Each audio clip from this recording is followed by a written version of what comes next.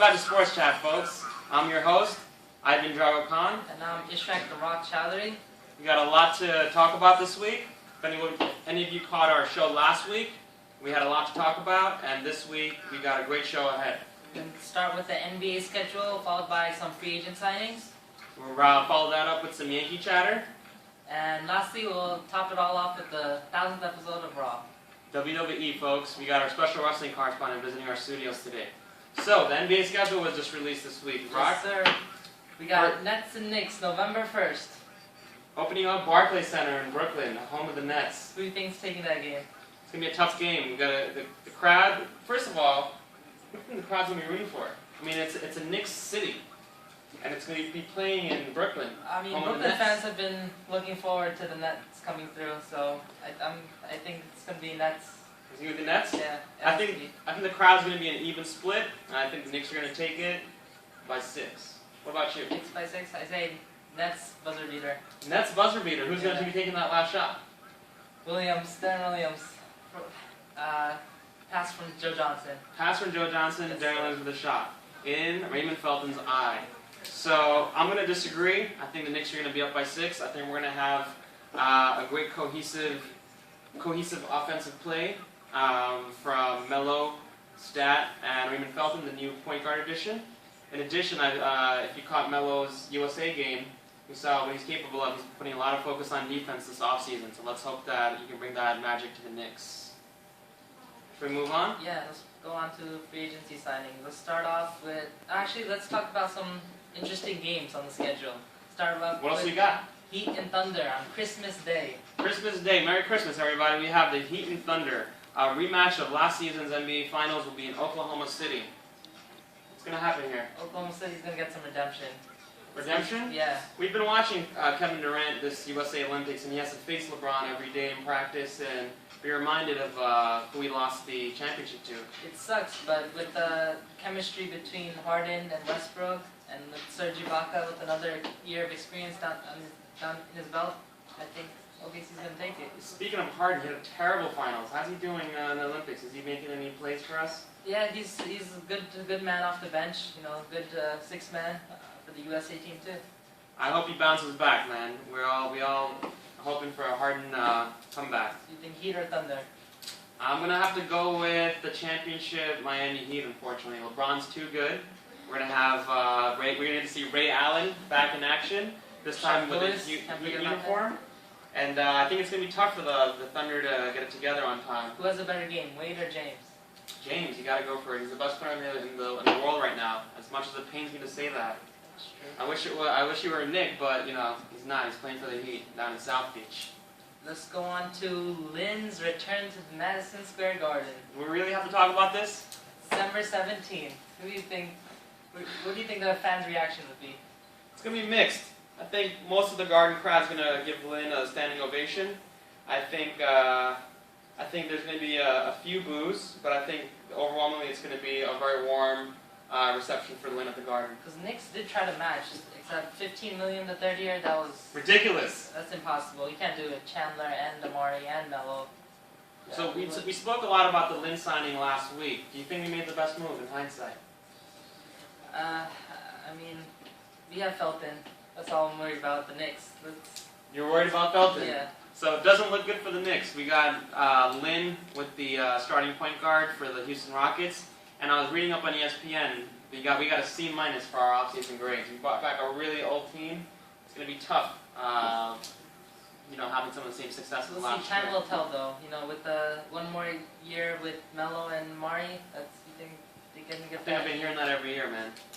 Every year. So what about Nash back in Phoenix? Nash is playing his first game as a LA Laker, going back to his heated rivals, the Lakers' heated rivals, his former team for 8 years, Phoenix Suns. How's that going to be? He's gonna get a warm welcome. He won an MVP when he was on Phoenix.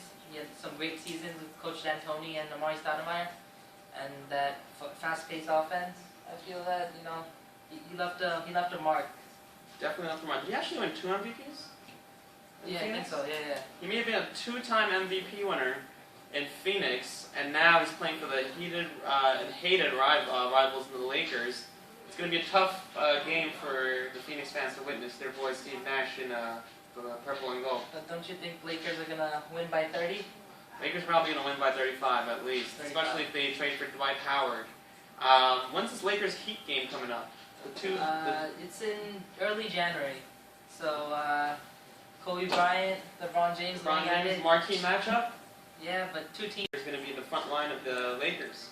Whether they have Bynum and Gasol or Howard and the rest of the gang, I think Steve Nash with that front line is going to be the difference maker. And I think I'm going to give this game to the Lakers, unfortunately.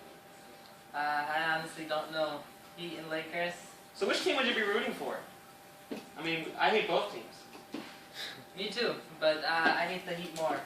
I despise LeBron. All right. I respect your talent, LeBron, but you didn't come to the Knicks.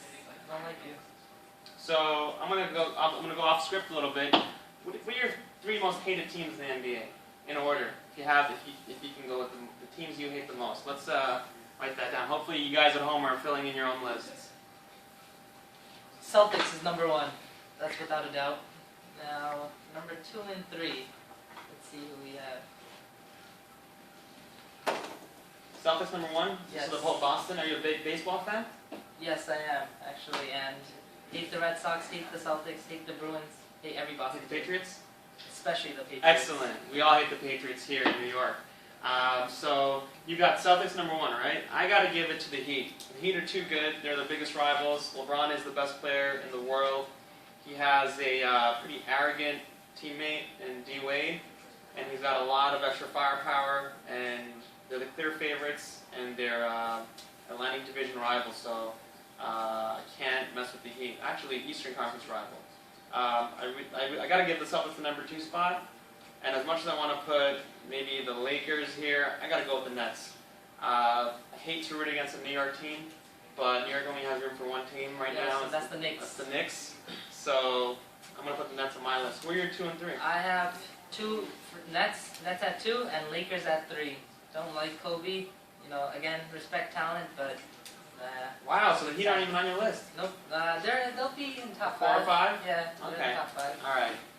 So we're gonna go into the signings. It's been a busy off season. Are we good on time for the first basketball segment, guys? All right. Looks like we're good. We're getting the nod from the guys in the back. Right. So we always have to start things off with the Knicks. So the Knicks just signed Ronnie Brewer.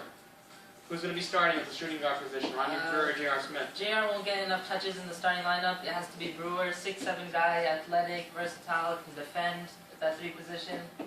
And he's played a lot for Jerry Sloan in the past, and he's also played for the Bulls, who are obviously a championship caliber team. Yeah, last Very year they defense-minded. did an excellent job on the bench for the Bulls.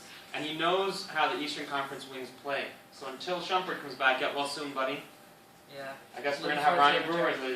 as a unanimous. Gotta go with Brewer. Brewer over JR. And JR as Smith. always, be sure to follow JR Smith's Instagram, Yes, Team gotta Wish. get about that. Only if you're over 13 years old, kids. Let's move along to Jeff Green, 4-year deal. Do you think he's gonna be healthy this year? So Jeff Green had an aortic aneurysm surgery. It's basically a pretty bad problem, and I'm not so sure how much he can come back in full strength with severe, cardiovascular issues like that. It's gonna take time, but I feel that he can fit in perfectly with Doc Rivers. You know, they got Pierce at the 3 at the moment, and he could be a good backup down the line. 10-20 minutes off the bench. You know, he did a nice job at OKC, and also when he was down at Seattle. So. One thing I gotta say about this deal, I love Boston's doing the right thing. They cut Jeff Green a few days before his surgery to make some cap space, but they, like the Lannisters, the Celtics always paid their debt. And they came back and rewarded Jeff Green with a healthy 4-year, $40 million. I think it's overpaid, but I'm sure it's well insured. Where do you think Celtics will rank in the Eastern Conference? Talked about it last week with our Eastern Conference rankings. I think they're going to be in the top 6. You Top still 5, think top with 6. an aging Pierce, aging Garnett, they're going to be a top 6, and with the backcourt of Bradley, with Bradley in the backcourt, a 3rd-year player. Well, I'll tell you what, they did lose Ray Allen in free agency, but they did make up for it in the signing of Jason Terry, who played a few more positions than Ray Allen. In addition, they got Brandon Bash re-signed, and they have more opportunities for Bradley to shine. I think the Celtics are going to be fine.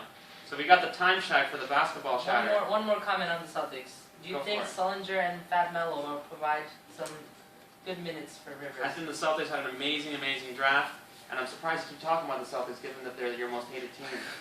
So I can't tell if you're rooting for them or No, rooting against them. True New Yorker. True New Yorker. Good. Glad to hear that. So on that note, let's go to baseball. One more thing. Okay. Andre Kirilenko, 2-year, $20 million to the Wolves. How do you feel about that? Terrible contract. $10 million per year for a washed-up dude who hasn't played in the NBA for a couple of years. Why do you think they signed him?